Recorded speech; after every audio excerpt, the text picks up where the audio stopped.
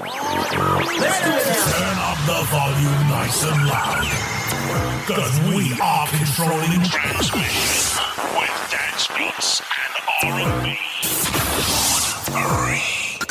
You're in the mix with Lil Drummer Girl with your host Dawn Marie. Hello, my drumsters. It's Dawn Marie Mutel. Welcome back to another episode of The Little Drummer Girl.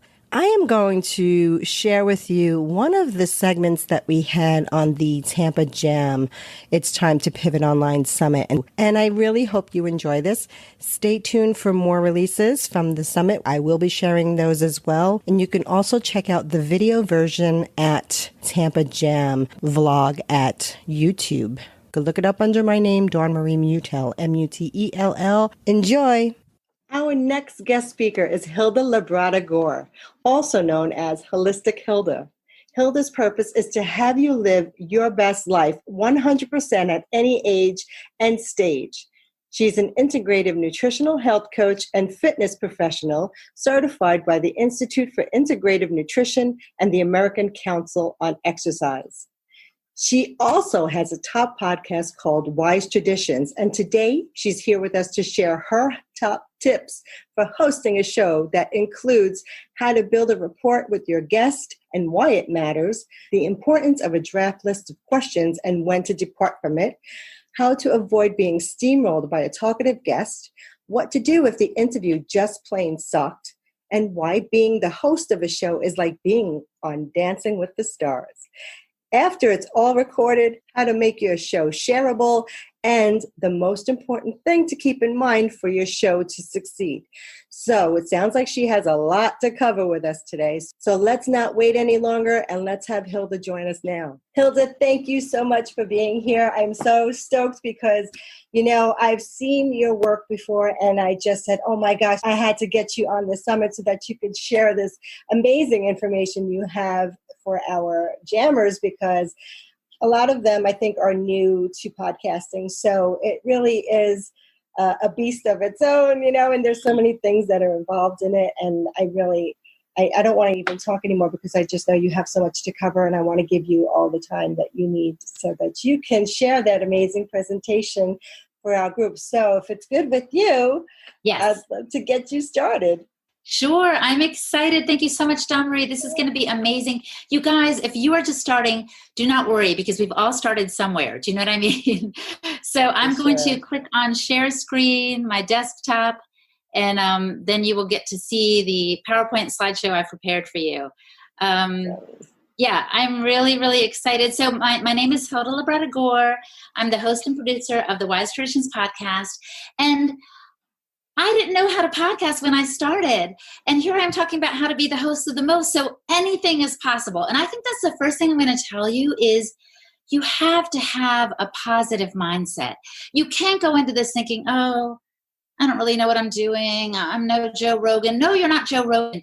You're exactly who you need to be to communicate your message, whether it's entertainment or information, some combination thereof. You could have a fan show. It doesn't matter what you're doing, you have something special to bring to this world. And podcasting is a fantastic medium for it. So I'm going to talk to you in particular how to be a good host. And I know you've seen Dawn Marie, so you know she's got what it takes too. But you don't have to be another Dawn Marie. You don't have to be another me. You can be you and do amazing things. So the first thing I'm going to encourage you to do is to build a rapport with your guest. But the point I'm trying to make is you really want to relax people's nerves. Trust me, no matter how well-known your guest is, they're going to come on just slightly nervous. So you have to figure out how to help them relax. Dawn Marie did this with me just a moment ago, just saying how she was really excited about my information. And that made me feel like, okay, I can do this. I can bring what I have. So what I do with my guests is before I start recording, even before that, I send them a list of questions, which might sound too confining for some of us who are creative, emotional types. You know, it's like, oh, we just want to go with the flow. True. You can go with the flow. Just come up with even just 5 to 7 questions and say, this is a starting point for our conversation. And again, that eases their anxiety because they're like, okay, I know where she's going to go, or I know where he's going to go with this. so I can just kind of prepare for that. And then when you get into it and you start talking, they will relax along the way. But just knowing those questions are there helps so much. So even if I don't even know what I'm going to talk to the guest about, even if I haven't read their book or don't know that much about them, I can look at the table of contents. You don't have to spend hours on end to do this, but do what you can to make them feel comfortable ahead of time. Then once they're with you, even remotely, like I am right now with Dawn Marie, what I do for them is I chit chat with them before we get started. So I'm like, hey, how long have you been in California? Blah, blah, blah. And this serves two purposes. Again, it relaxes them because most of us don't have like 2-hour-long shows where you can get to the good stuff an hour and 45 minutes in. You know what I mean? So you want them to calm down so they can bring the best of who they are. But number two, it also gives me an idea of what to expect from that guest. Trust me, I interview on the Wise Traditions podcast scientists who are like super uptight and linear and logical, which is fine, but I want to get a little more personality out of them if I can and a little more understanding of who they are. So by warming them up, just like a warm-up person before a comedian, like I'm kind of preparing them for interaction and stuff like that. And then I also allay their fears by saying this: my editor can work wonders. So I remind them that it's okay if we stumble. And sometimes, honestly, I stumble right out of the gate. And in a way, I feel like this is good because it shows them we can edit stuff out. I tell them if I misspeak or you misspeak, if I want to reframe a question, we can do that. We'll just take it out later. And again, they're like, okay, phew. I'm the only one actually that usually has to do that because I'll say, oh, wait, I don't like how I asked that question. Let me ask it again. And I think, again, it reminds them, okay, this is cool. It's not like live. There's nothing to worry about. So those are 3 things that I do that really build rapport. Give them questions ahead of time, chit-chat it up as much as possible, and tell them the editor can work wonders. So that is really, really helpful. And I also want to tell you some simple words to draw them out. I say it's 3 little words. It's not I love you, although that might draw them out. I don't know. But I usually just say, tell me more. So if you feel like, oh my gosh, what am I going to ask them next while they're talking? And I've had that feeling too. Just think about going a little bit deeper. Because chances are, if they're speakers or experts on any subject, they're used to kind of saying the usual thing. They'll just kind of roll with it. Like I tell people, oh, I was born with a hole in my heart, a very dramatic story. But I can just kind of, as they say in Spanish, I can just do it from los dientes para fuera unless someone gets me to dive deeper. How did that feel, Hilda, the night before the surgery? You were alone in the hospital room, and I could be like, oh my gosh, it was so scary. And they get me to open up in a new way because they just said, tell me more about that, and then I can elaborate. So 3 little words, tell me more, is great. And then you don't have to worry about the next question and you can look at it. But just be curious. I would also say be very curious. Listen, give them your full attention, Even right now, some of you might be on your phones or doing a little email on the side. If you would do me the favor of giving me your full attention, you are going to walk away with more. And as the host, when you give your guest your full attention, you are able to extract more for your audience. The next tip I have for you is avoid being steamrolled. And this is when you have the opposite problem. You're not trying to draw stuff out of the guest. The guest is like a fire hydrant, spewing everywhere. And you're like, oh my gosh, I just asked them one question and we're 20 minutes in. Trust me, it has happened to me too. So on the one hand, this is a good thing. They've got a lot to say. But on the other hand, the procasters, the NPR, the Gimlet, the WNYC people say, you have to have a back and forth to hold your listeners' attention. So here's what I do to try to avoid being steamrolled. Number 1, I tell them before we get started, hey, this is a casual conversation, a back and forth. I might even tell them that 1-minute thing, what the procasters do. You still can't stop this sometimes. I feel like the hitch guy, can't stop this, can't stop this. You cannot stop a steamroll sometimes. So sometimes while we're rolling, I'll say, hey, let me interject right here. Because sometimes I've forgotten to tell them that it needs to be a back and forth, but sometimes I'm just reminding them again. Because we really need to make this more of a back and forth to keep the listener engaged. And then the third thing is, and this is a last resort, well, sometimes you just got to let it fly because it's very hard. I had this with an Australian guy who's amazing that I interviewed this past week. He just really would hardly stop. So you can interrupt and edit that out later. I probably should have done more of it with this guy. But then I was actually listening and I thought, you know what? What this guy is saying is good. So don't overlook the fact that you're the host and not the guest. And this is important, you guys, because I've listened to a lot of podcasts where I feel like it's a topping competition, where the guest will say something and the host is like, oh, yes, I know all about mitochondria because I did a retreat with Jack Cruz. Well, that's fine. But your audience, I'm sure they like you, actually. And a lot of times they come for the content and stay for the host. So they want to hear from you, but don't make like you're competing with the guest. Let the guest shine. And when you do that, which I think I did with this Australian guy, I do have a little listening team that I run it by, so I'm waiting to see what they think. But when you let the guest shine, that serves your audience as well. So again, the 3 things are: warn them ahead of time that it needs to be back and forth. 2, interrupt as needed. 3, you can edit some stuff out. I did interview Dr. Zach Bush. I don't know if you know some of these people in these alternative health circles, but he's an amazing scientist, researcher person. And I asked him about a hug, because did you know that when you hug, you're like swapping DNA, and it does so much to lower your stress level. Like, it's really good. We should all have many more hugs a day than we currently do. And when I don't say this, my husband reminds me of it. But anyway, so I asked Zach Bush that question. You guys, he was off to the races. He was off to the stratosphere. He started talking about black holes and how they take in information, and it was way too much for what I really wanted him to get to. So I just edited some of it out. Now, you have to be careful with that because you don't want to ruin the nice role that your guest is on. But if need be, you can edit. But again, as I just told you, it happens sometimes. And sometimes it's not the end of the world. Sometimes your guest is really serving your audience best by just letting them go on and on. So just keep that in mind. Now I want to talk to you about what to do if the interview completely tanks. Like, you're like, okay, I know that was bad. I don't need a listening team to tell me that. Like, either the guest just wasn't a good fit for your show, or they were stammering a lot and you're like, darn, I thought they had more to offer, or they were just totally promotional. It happens. It happens. The first thing you do is you thank them, which might sound strange, but you should actually do this with all your guests. Send them a little thank you. Thank you so much for the time you took, because they gave you some time, and time is precious, right? So thank them. The other thing is, if you didn't do this beforehand, now's the time to do it. Just say, hey, I have a listening team. Not every episode I record ends up published, whether it's tech issues or other things. Sometimes that happens. I just want to give you a heads up on that. But again, thank you. As a thank you, I want to give you blah. If you want to give them a little subscription to your newsletter, or a little, your favorite coffee, whatever it is, do that. But if not, just say thanks again. I'll be in touch. So that way you're giving yourself an out. So give yourself an out to not publish. And it's actually preferable to do it ahead of time, of course, and they're not like thinking you're just saying it because that's what you're telling them. But you can always say ahead of time, hey, just a reminder, now that everything I record ends up published. And so that gives you an out. But if you need to get the out afterwards, that's fine. Then sometimes I just put it on ice. And, maybe some people are more direct and just say right away, hey, that wasn't a good fit. Sorry, goodbye. But as an emotive person and a creative person, I just would rather not, initially hurt the person's feelings. So I'll put it on ice.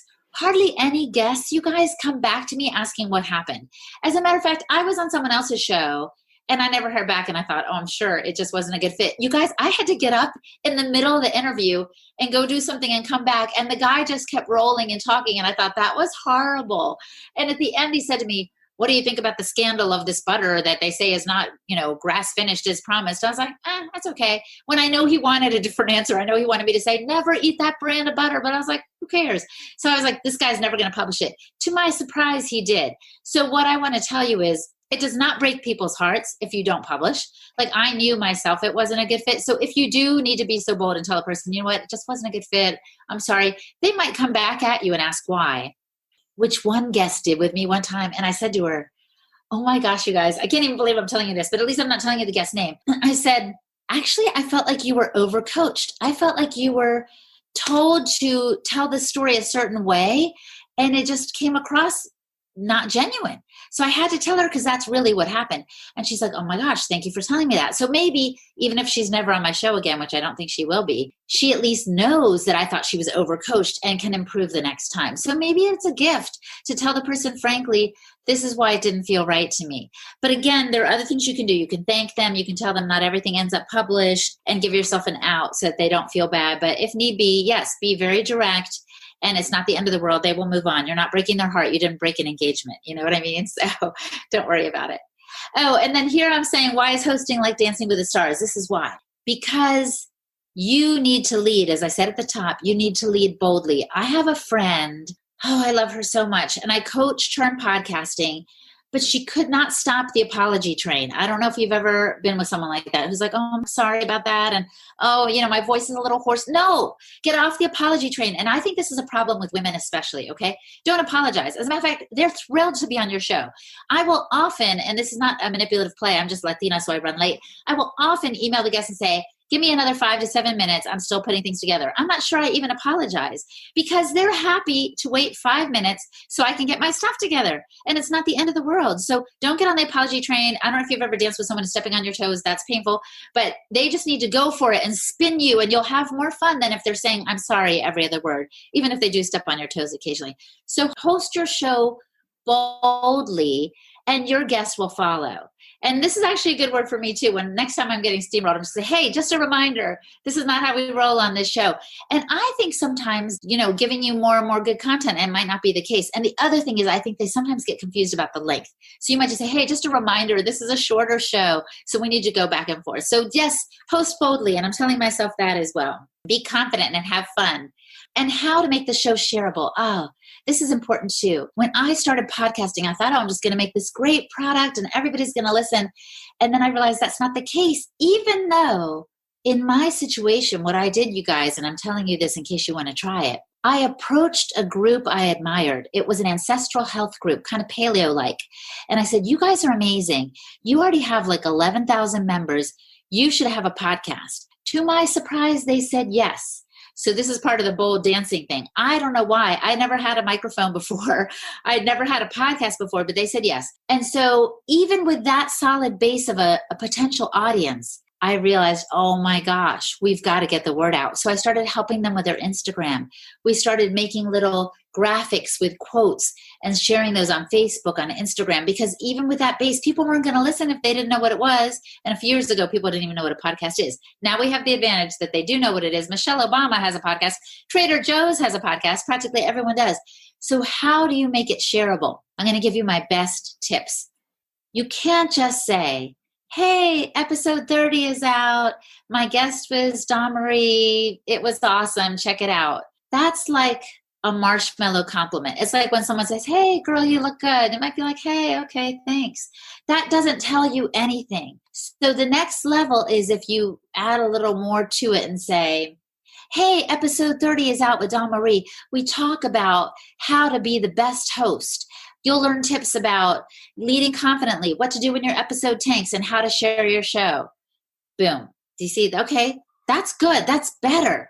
That's a compliment that has a little more meat to it, shall we say. I'm a carnivore, so. But there's another level you can go to even higher. So don't make it vague and just listen to my show. That's not going to work. A few specifics about what the show is about is good. Okay, that's a little bit better. But the top tier is give them some value added right away. Give them value added. Don't wait for them to listen to the show because they might not. So right away, tell them, hey, did you know that when you're going to interview a guest, if it's a podcast show, the best thing you can do is chit chat ahead of time, remind them it has to be a back and forth, interrupt as needed, and edit like crazy to make your show go viral or whatever. And so that way, and by the way, Dawn Marie gives more tips on episode 30. Check it out. They're much more likely to listen. Do you see why? Because you've already given them a very specific to do so. They've already gotten something that's valuable. So they're like, oh my gosh, there's more value in there. Don't just hint at it, and it reminds me of like when you go to Costco, or we used to go, and they'd give you samples, like, how good that tastes.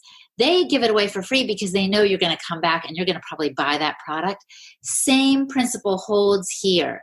So don't be vague. Don't just do a teaser. I mean, you can, but it's even better when you give value added. And that's going to make your show more shareable because people are going to actually listen and then share the show. I want to tell you my philosophy for life and for podcasting. It started out as kind of a I think it was some campaign a church was putting on a while ago, kind of like saying, God first, others second, and myself third. And I thought, you know what? This works for podcasting too. I am third. My listener is number one. I really want to serve them. If you're just in it for you to hear your voice and get accolades, well, you might be better off, learning to skydive or something, because honestly, it's not that rewarding in that sense. But if you put your listener first, you will find it so rewarding, because suddenly they're saying to you, oh my gosh, you're the first thing I did today that really made me laugh. I was having a rough day until I listened to your show. Or they'll say, I was discouraged. My family isn't wanting to eat the way I want them to eat. And when you talked about how hard it was for you at first to introduce them to real food, that really resonated with me. So genuinely put your listener first, and it will help your show be successful, because it's not just a one-way street, it's a two-way street. The second thing is, put your listener first, your guest as number two. Because when you let them shine, like I said earlier, don't compete with them, make them feel comfortable, draw out the best from them. That's going to serve your listeners. So you see how well that works? Put yourself third. What happens is, you guys, in a crazy mixed up way in this world, when you put yourself third, it ingratiates you to others so that your audience loves you, because they know you're not trying to put yourself first. I think of a party where you might walk in and see someone talking and everyone's around them, and you think, oh, that person's so popular. That person has drawn people to themselves because they're talking, but they're probably not the most popular person at the party. The most popular person is the one who goes to the host and says, thank you. Here's a little plant I brought you as a thank you gift. Or that goes up to Charlie and says, tell me about this buffalo dip you made. It's amazing. That person, even though no one's around them at that party, when they leave, everyone's talking about, like, hey, did you see him? Did you see her? She was so nice. We're going to invite her to the next one. Do you see what I mean? It's kind of a how to win friends and influence people. I think the guy, Dale Carnegie, who wrote that book, was talking about it from a networking perspective back in the 50s or 60s or whenever he wrote it. But it actually is a wonderful way to live, and it's a wonderful way to podcast. It will help you get ahead more than if you try to put yourself first. But my show has had like millions of downloads, and it's nothing more than me and a microphone asking questions of a guest, and it's just done remarkably well. And I think it's a tribute to, again, having that mindset of listener first, guest second, myself third. And follow me on Instagram, because I do like to give health tips, which I think help us also be our best as podcasters. So everything you say is so crucial to really having a successful show. And I love what you say about really making your guests feel welcome. And I found that that's something I try to do when I have a guest on a show, but it's really sometimes, you don't know their personalities, you don't know where they're coming from. And part of getting to other people's minds is knowing how busy they are, or knowing their schedules, and knowing how important their time is. So do you agree? I do. And I also would think what I've learned is, even like the biggest person is just a normal person. Exactly. So like I was interviewing this guy the other day, and he had a dog barking. And I was like, oh, you've got a dog. I've got a dog too. Like just being friendly and not as much as possible calming your own nerves, which I didn't even mention that. But I think that's kind of important, is just being relaxed, not feeling rushed, because then you do feel harried and you're conveying that energy to your guests. So be relaxed. Remember, they're just a regular person. Honor their time. And it will go well. It will go well. Just relax into it. Know that I listened to, I think it was Joe Rogan the other day. He's like the king of the podcast Yes. right now, I guess, because he's making bank. I don't know. And he was stumbling, you guys, on his first question. And I was like, okay, that makes me feel better, because it reminds me we're all human. Mm-hmm. And it probably made his guests feel better. And it's no big deal. People love him for who he is. You know what I mean? So just be yourself and, ratchet down those nerves, do some deep breathing or whatever you have to do before you get rolling, so that you can bring your best self, and you will bring the best out of your guests too. And I really, really love what you say about having your list of questions, because, I have a rapid fire portion of my podcast, and I remember just trying to get to know somebody a little bit more intimately, so I could get a little bit more personal and see, how do they really love to live their lives. And I found that was really helpful, is asking them a little bit questions that kind of dig a little bit deeper off the surface, so that you could just kind of get some interesting answers. And I love the feedback that you get from it, because I find that, people are like, oh, I never knew that about you. I didn't know that. So I think for people out there who are looking to start a podcast, really think about who you are serving and who you're going to have guests on your show, to really get to, look them up and get a little bit more information about them, so that you can just ask them some interesting questions about their lives, because people do love to talk about themselves. So they do. And if they're experts, I feel like they might be on a circuit, like promoting their book. So always like, why did you write the book? Say they're trite answers. And so what you're saying, Domri, is so critical. Like, find out a little bit more. I have to be honest, I'm a little Larry King-like in that I don't do tons of homework. I know my time is limited too, so I don't spend tons of time looking at all the other interviews and all the other questions asked. But I do spend enough time to learn something interesting so that I can draw that out of the guest, because that's important. You're right. You don't want just the usual trite answers, because then they're sleepwalking through the interview, and you want it to be vibrant and more interesting than that. Exactly. So Hilda, let me ask you this question. Monetization is really key to sustaining a podcast. Do you have any suggestions when it comes to monetization?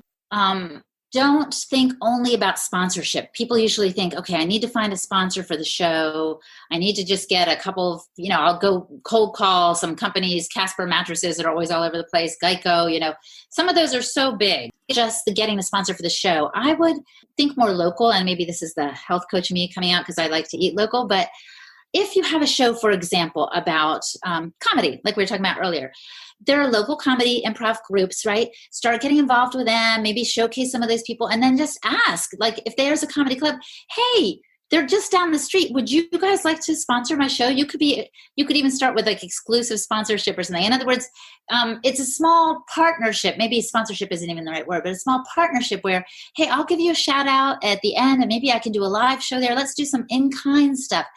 And you might be surprised at where that can take you, because the next thing you know, that I've seen this happen, the comedy club might say, just be our show. Would you be our show? It started like a fan show for the LA Lakers or something like that. I'm sorry, I don't watch sports, even though my husband's an athletic director. Anyway, and the next thing you know, that LA Lakers were like, come on, you be our official show, because he was that much of a fan. And he was like promoting them. Do you see what I mean? So kind of start looking around, pay attention to who your audience is locally. Another idea is kind of the way I did it with this Wise Traditions show. I admired this group, so I just said, I'll do a show for you. So they didn't come to me. I went to them. So I know a young African-American woman that I was kind of podcast coaching, and she already had a good following on Instagram. And I was like, oh my gosh, girl. She kind of wanted to do a mom style podcast thing. I was like, go to those magazines, Crown and some other ones she was mentioning to me, and tell them they can have an exclusive offer. Again, she's taking the initiative, but she knows she's not going for the big guns. She knows exactly who she is and what she has to offer. And it is nice if you have a beginning platform already, as she did, a little bit of a following on Instagram. She'd spoken at some conferences. And that's the other thing too, is connect with your community. Go to where your people are. Like if I have a health show, I'm going to go to a health conference, and I'm passing my card out all over the place. Not only that, I'm not just like, hey. I'm like, hey, I've got a YouTube channel. Let me interview you, because it builds goodwill to put them on that platform before I get on the podcast. So you need to remember that it's not just a one-way deal. It's a two-way street. Build community, go local, and take initiative with your niche. And I think these are ways in which you can start making some money. Just be open to other possibilities. I love that. That is so true, because, everything is in our backyard sometimes and we don't even know it's there. But I think it's true. Start with in-kind bartering. What the heck? I'll give you a shout out if you give me 3 free pieces. Like, have fun with it, you guys. Don't forget, it's not about money all the time. But then you series, and it's going to be about makeup, and then reach out to some company, or your friend, sells Mary Kay. And, so there's all kinds of ways in which you can start. And yeah, it might not be big bucks at first, but you're going to be, like you said, serving the community and building goodwill, and one thing will lead to the next. And some people call it kind of, there's a thing called skill stacking, where you're a podcaster and then you're also this and that. It's kind of stacking goodwill, stacking all these things will lead to the right fortune to come your way. That's a great idea. Thank you so much for sharing that. That's huge. Yeah, and I just say don't give up, because you just don't know when that next breakthrough is going to happen. And I find that, I think, I was doing some research on some different podcasts that I was looking at, and they don't exist anymore. And they were kind of big at the time. So I thought, well, I wonder what made them drop off, So can I interject one more thing then? Sure. I'm thinking, take advantage of your audience. Let's say you just have 50 people. When I say take advantage of them, I don't mean aprovecharte, which means hoodwink them. I mean, pick their brain and say, hey, you guys, what can I do to monetize this? Do you have any ideas? Because they might have ideas for merch. Like, why don't you sell a mug with your, the phrase you always say at the end, and, or they might have ideas for sponsoring you through Patreon. I mean, who knows? So there are people around you that are pulling for you. As you were saying, like, we don't realize what's in our own backyard. So your audience is one of them. They might be really disappointed if you stop, but you might say, hey, I'm getting tired. I was thinking about even continuing on, and just see what they say. Poll them. And by the way, this is actually a marketing technique. I don't know if you've heard this, where people will give several pictures and say, which should be my book cover? They might full well know what their book cover is going to be, or which should be my podcast art. They might very well know which one they want to pick, but it engages the audience. And so people might be scrolling by, oh yeah, I already listened to those episodes. But when you ask for their help, they're going to feel compelled to engage with you. And there might be someone that has a nugget just for you that's going to help you get over that hump. And it could be that you have to do seasons. That's okay too. That's not pod fading. It's saying, I'm done right now. I'm going to take a break for the summer. I'm going to come back in the fall. That's perfectly fine. Who knows? I bet somebody in your audience already has ideas for you. Thank you so much. I don't know how you do everything you do, because you just have your hands in a lot of different fires there. So I love podcasters. I think it's an amazing medium. It's kind of the democratization of information. Like, we don't have to just get our news from CNN or this person. Like, we can all put out whatever we want, and it's phenomenal. So I'm grateful for what you're doing, Dawn-Marie, and for inviting me to be on your show. I really feel privileged. Oh, I can't wait to meet you at Chris's Podfest if you're going to be there. Absolutely. I wouldn't miss it for the world. But thank you again for being here. I really appreciate it. And I hope to see you in a few months. Yes, same girl. Stay connected. And everybody, let's stay connected. Let's follow each other on Instagram and make more of this community, because I love it so much. Thanks, Dawn-Marie. Thank you. And remember, it's never too late to leave a trailblazing behind you. So rock on and rock out, and I'll catch you on the flip side.